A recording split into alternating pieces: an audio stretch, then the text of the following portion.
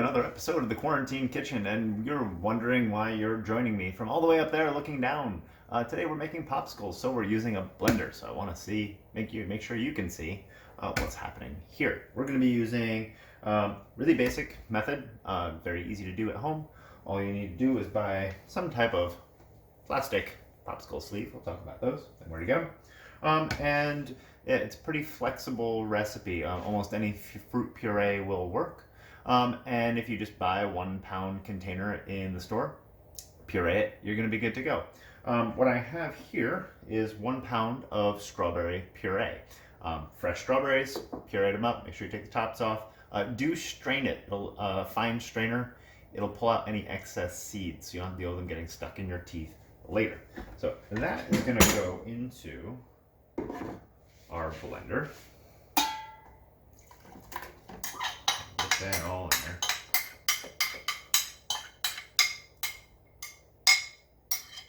Fresher the better, the sweeter they will be. And then to that we're going to add 3 tablespoons of brown sugar, light brown sugar. You could go dark brown sugar, it's really just going to be a flavor thing. A teaspoon of freshly squeezed lemon juice. Right, and then we have 1 cup of water. Easy as that. If it's slightly warm water, the better. It'll help dissolve out that sugar.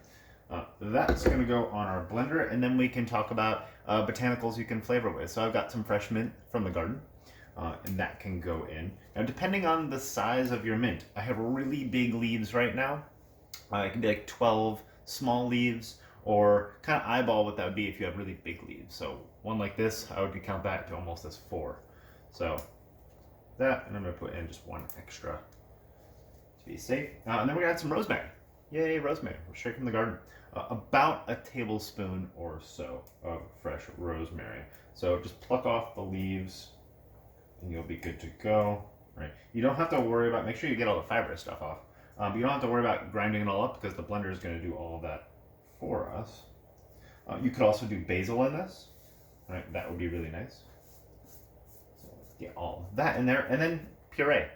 Right, it's as easy as that. Start nice and low. You don't want to really whip in a lot of air. You do want to puree the botanicals, and you also do want to dissolve out all of the sugar. Okay, let that go. While that's going, you want to prep some type of tall container. You'll need a small funnel. Now sometimes when you buy these, they come with a little funnel. Use it. It's going to make life a lot easier. Then also write on what it is. Because I don't know about you guys, but once you start making these during the summer, my freezer ends up very full very quickly of all these different type of crazy flavors. But these are just little Ziploc bags. They do have a fill line. Don't go over it. As they freeze, they're going to slightly expand, and if you fill it too much, they're going to pop and explode. It's going to create a mess in your freezer. Don't do it. So open it up, funnel in, right, and then you're going to be good to go. So as this fills, it'll be a little bit easier to manage, but you're just going to be holding it like so as we pour it in. This recipe will make, depending on the size of, this is called a Zipsicle. Alright, I do not get paid by them, but that's the one I typically buy. It's a good quality, durable. But I buy those on that giant marketplace named for a place in the jungle in South America. Yeah, that place. Alright, so we're just going to slowly increase the speed on this to make sure our botanicals are nice and brown fine. Again, I really don't want to work in a lot of air here. Right, not that that's going to be a bad thing. It'll actually make them a little more tender when we go to eat them.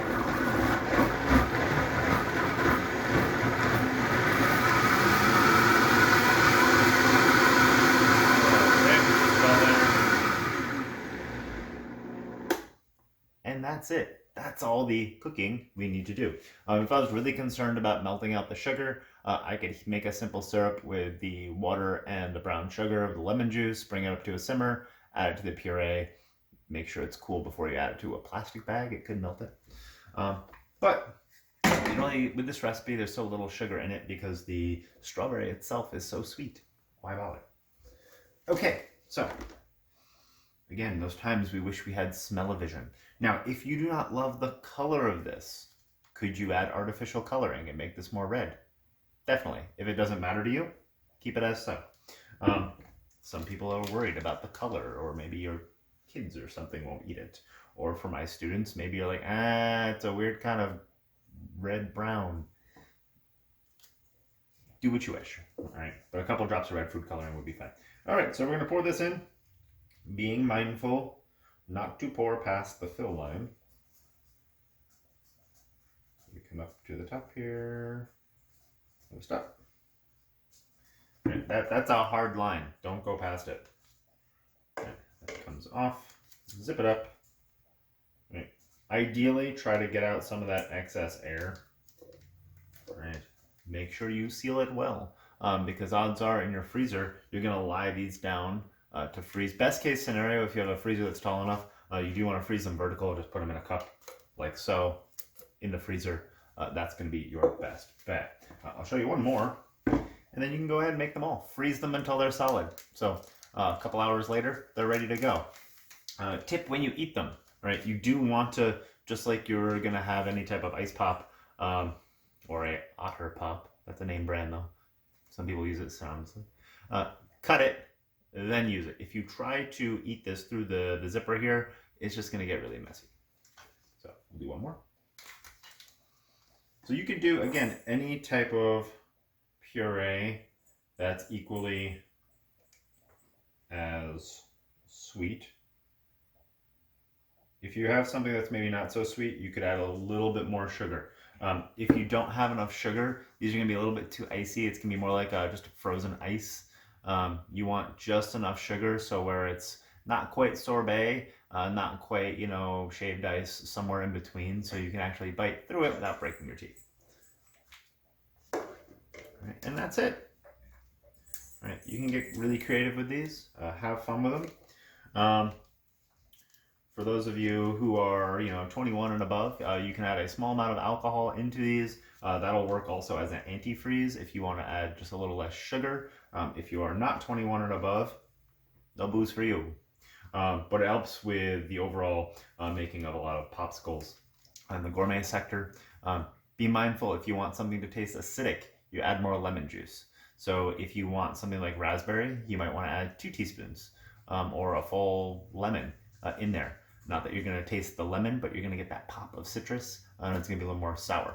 You could add citric acid if you want. A quarter teaspoon of citric acid instead of lemon juice will also work. So if you want something that's really sour. But that's it. So popsicles, let them freeze, and enjoy. That was another episode of the Quarantine Kitchen. Until next week when we have something else. Goodbye.